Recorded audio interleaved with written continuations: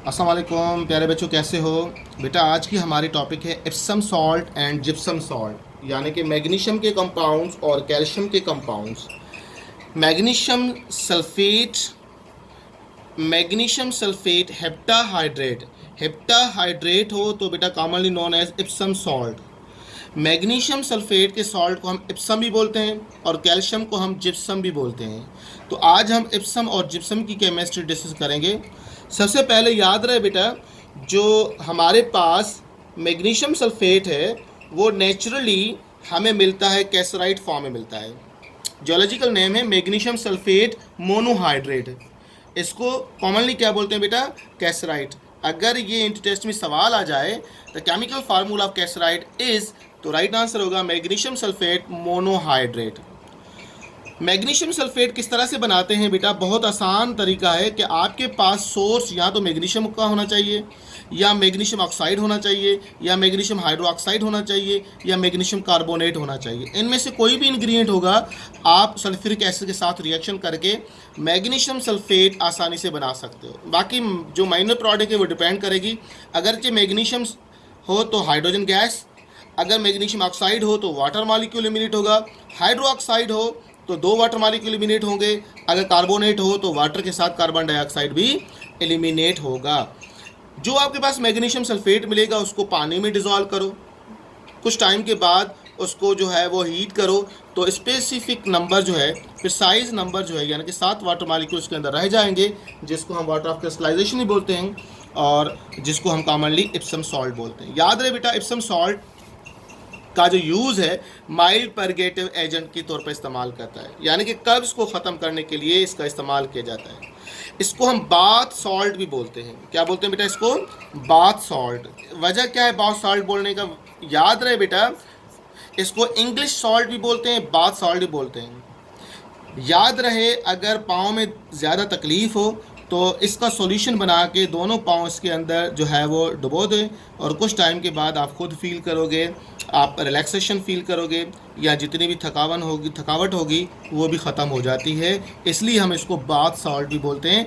English salt इसलिए बोलते हैं कि ये ज़्यादातर जो है वो जो डिप्रेशन पेशेंट हैं, जैसा कि हमारे एशियन में हम ज़्यादातर जो है वो पीर फ़कीर के पास जाते हैं, अंग्रेज़ जो है वो किसी के पास नहीं जाते हैं, तो हर घर में ये सॉल्ट पड़ी होती है, इसलिए हम इसको इंग्लिश सॉल्ट भी बोलते हैं। अगर इंटरेस्टिंग सवाल आ जाए इंग्लिश सॉल्ट, तो मैग्नीशियम सल्फेट हेप्टाहाइड्रेट को इंग्लिश सॉल्ट बोलते हैं और बाथ सॉल्ट बोलते हैं। उसके बाद छोटी केमिस्ट्री हमारे पास कैल्शियम सल्फेट की।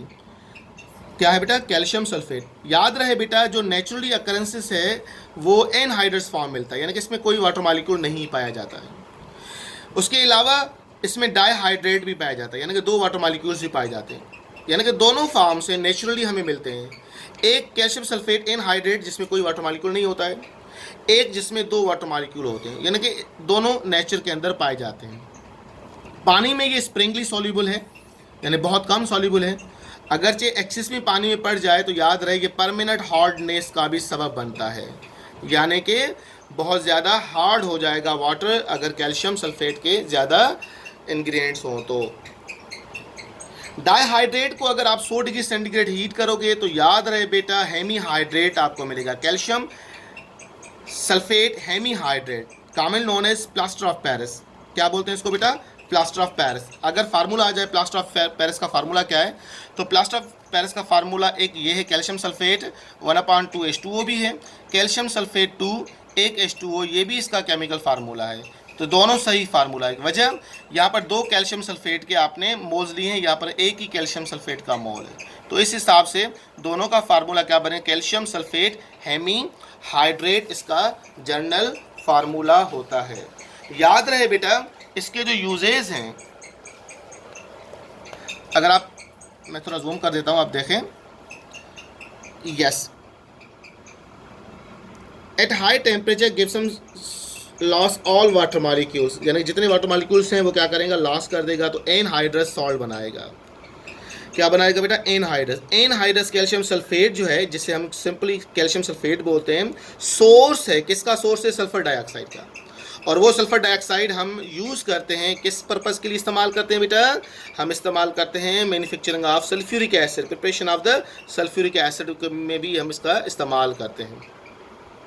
उसके अलावा जो कैल्शियम सल्फेट हेमीहाइड्रेट है बेटा, याद रहे इसको अगर आप पानी में डिज़ोल्व करो 5-6 मिनट के लिए तो ये एक हार्ड मास बन जाएगा, और जो हम प्लास्टर ऑफ पेरिस जो सर्जरी के लिए भी इस्तेमाल करते हैं, जो पट्टा जो चढ़वाते हैं ज़्यादातर जिसकी हड्डी वगैरह टूट जाती है, तो उसके लिए भी हम इस्तेमाल करते हैं। टेक प्लेस एक्सपेंशन, ये बड़ा फूल जाता है। This properties permits to use the preparation of the moulds use in the surgery casting, इसके लिए भी हम इसका इस्तेमाल करते हैं। उसके बाद बेटा याद रहे हमारी छोटी सी टॉपिक है जिसका नाम है आपका ब्लीचिंग पाउडर। क्या है बेटा? Bleaching powder, calcium oxychloride.